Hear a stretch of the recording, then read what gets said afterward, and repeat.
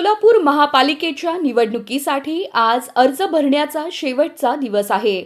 या शेवटच्या दिवशी नॉर्थ कोर्ट मैदानात इच्छुकांची मोठी गर्दी पाहायला मिळत आहे.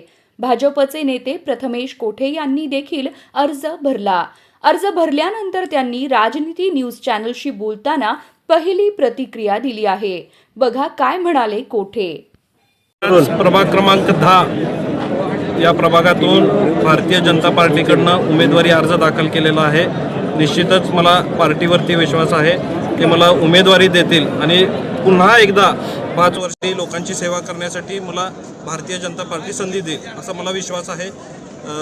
गेल्या 30 वर्षापासून स्वर्गीय महेश अण्णांनी केलेलं आपल्याला सर्वांना माहिती आहे आणि त्यांच्याप्रती लोकांचं प्रेम पाहिल्यानंतर मी केलेल्या विकास कामांवरती निश्चितच विश्वास ठेवून मला जनता निवडून देईल असा मला विश्वास आहे.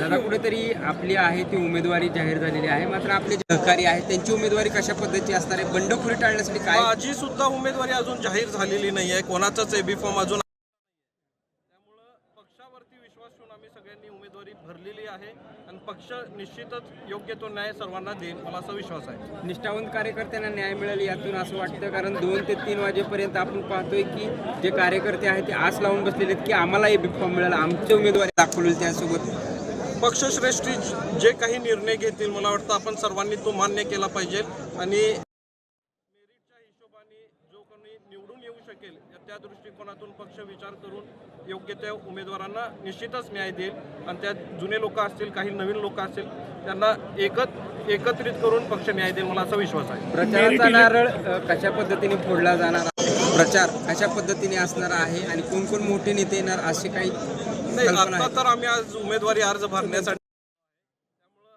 अजून त्या गोष्टी निश्चितच पक्ष ठरवेल आणि अनेक दिग्गज नेते महाराष्ट्रातले जे भारतीय जनता पार्टीचे आहेत ते प्रचारासाठी या ठिकाणी आपल्याला पाहायला मिळतील. ओके.